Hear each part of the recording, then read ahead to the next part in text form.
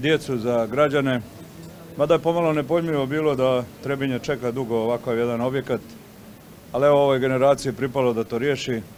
Dogovorili smo da to učinimo naporima koje treba da isfinansira prije svega Elektroprivreda Republike Srpske.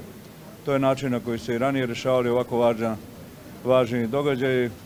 Ovo je gradski objekat, a investitor jeste Elektroprivreda. Znači svi građani Republike Srpske, svi potrošači na neki način su ovdje učestvovali u ovome. Treba da im se zahvalimo, da kažemo da je ovo važno, da je ovo za Trebinje važno, da ovo šalje jedan novi kvalitet i odnosno upućuje na jedan novi kvalitet življenja ovdje. Gradit ćemo bolnicu ovdje, sasvim novu bolnicu ovdje u Trebinju. Naši planovi ide do toga da Trebinje spojimo autoputom ili brzom cestom do Višegrada.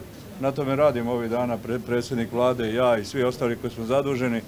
Mi želimo da ovaj kraj bude prepoređen u infrastrukturom i svakom smislu. Drago mi je što danas ovdje dolazimo u Trebinje nakon dugo godina i mogu da primijetim da ovdje sve više ljudi sa strane, ne samo turista, oni koji ovdje žele da nabave neki svoju nekretninu. To govori da je ovo atraktivno mjesto. Želimo da izgradimo aerodrom uz neke podmetanja koje vidimo negdje tamo u Sarajevu i zle namjere da se to samo spriječi, a to neće biti moguće onemogućiti. Mi ćemo taj aerodrom uraditi i napraviti, tako da će sa tih nekoliko investicija koje ćemo učiniti sa obilaznicom koju treba da završimo u ovom dijelu prema Nikšiću, svakako Trebinje sasvim drugčije izgledati. Ono i danas izgleda drugčije, daleko ljepše, bolje, funkcionalnije, udobno i fino mjesto za život.